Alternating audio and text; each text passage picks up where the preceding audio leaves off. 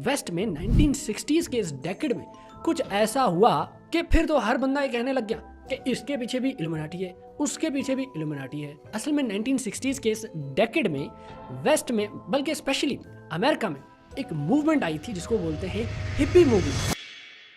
हुआ कुछ ऐसा कि तब के जो नौजवान थे वो ईस्टर्न फिलॉसफी से बड़ा इंस्पायर होने लगे। जी हाँ, ईस्टर्न फिलॉसफीज, खास तौर पे हिंदुइज्म, बुद्धिज्म, अचानक से वेस्ट के गोरे ईस्ट की फिलॉसफी से बड़ा इंस्पायर होने लग गए। और ये वही टाइम है 1960s का जिसमें ओशो भी एक स्पिरिचुअल गुरु बन के उभर रहा था। अब आपको तो पता है कि हर दौर में नौजवान नस्ल कुछ हद तक बागी तो होती ही है, लेकिन 1960s के जो अमेरिका के नौजवान थे वो कुछ ज्यादा ही बागी हुए थे। और सारी वजूहात में एक वजह ये भी थी कि वो अमेरिका का वियतनाम वॉर में घुसना बिल्कुल गलत समझते थे। वो कहते थे भाई ये अननेसेसरी जंग है, जंगे क्यों लड़ रहे हो। हिपीज हमेशा पीस और लव को प्रमोट बहुत ज्यादा करते थे, जंग के वो सख्त खिलाफ थे। और जैसे ही सेकंड वर्ल्ड वॉर 2 खत्म हुई थी तो अमेरिका की जो इकोनॉमी है वो कंज्यूमरिज्म को बहुत ज्यादा बढ़ावा दे रही थी। यानी भाई ये फलाना बैग ले लो, मुआशरे में इज्जत हो जाएगी, फलानी गाड़ी ले लो, मुआशरे में सब सलूट मारेंगे तुम्हें। तो ये सारे जो हिपीज थे ये इस सब के खिलाफ होते थे। समझ लो हिपीज उस जमाने के अंग्रेजों के मलंग हुआ करते थे जिनको मटीरियलिज्म से कोई लेना देना था ही नहीं। वो भी यही मानते थे कि भाई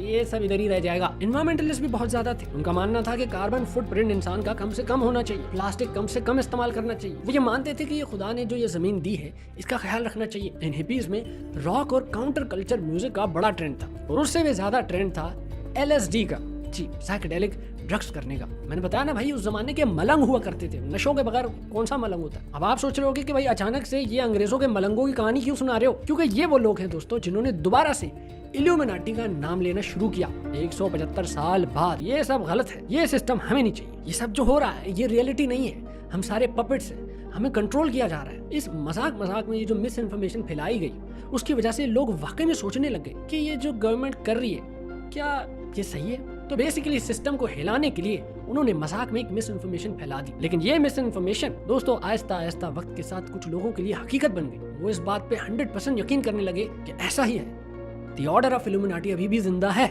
और ऐसे ही इस कंस्पिरेसी थ्योरी का जन्म हुआ। मेरा काम है आपको फैक्ट्स प्रोवाइड करना, अब ये आपका काम है अपनी राय बनाना।